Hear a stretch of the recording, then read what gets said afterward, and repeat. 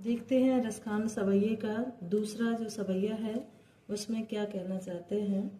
या लकुटी अरु कामरिया पर राज तिहु पुर को तज डारो, आठहु सिद्धि नवो निधि के सुख नंद की गाय चराए विसारो।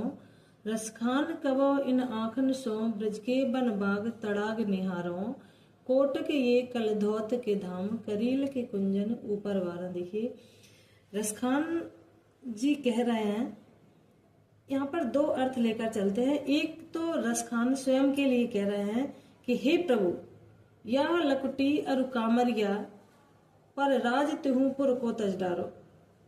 जिस तरह आपने इस लकड़ी और काली कमली के लिए तीनों राज्यों का राज न्यौछावर कर दिया, आठों सिद्धि नवो निधि के सुख नंद की गाय चराए विसारो।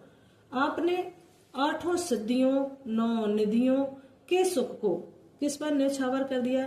नंद बाबा की गायों को चराने के लिए इन सभी सुख को आपने न्यौछावर कर दिया। रसखान कबो इन आखन सो। अब वो कह रहे हैं कि हे प्रभु, इतनी कृपा कर देना, रसखान कबो कभी भी, यानी हमारे जीवन में कभी भी मैं आखन सो इन अपनी आंखों से ब्रज के बनबाग तड़ाग निहारो। मैं अपनी आंखों से जो ब्रज में गोकुल में जो वन है, जो वहाँ के जो बगीचे लगे हुए हैं, इतनी कृपा कर देना कि मैं अपनी आंखों से वहां पर देख कर आऊं। कहने का अर्थ है कि मुझे वहां जाने का सौभाग्य प्राप्त हो जाए। कोटक एकल दौत के धाम करील के कुंजन ऊपर वारो।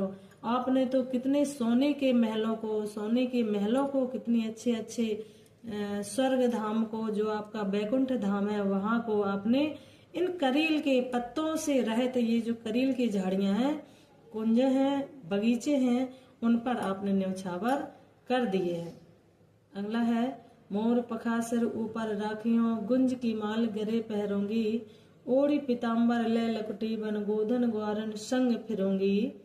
भाव तो वो ही मेरो रस खान सो तेरे कहे सब स्वांग करोंगी, या मुरली मुरली धर की अधरान धरी अधरान धरोंगी।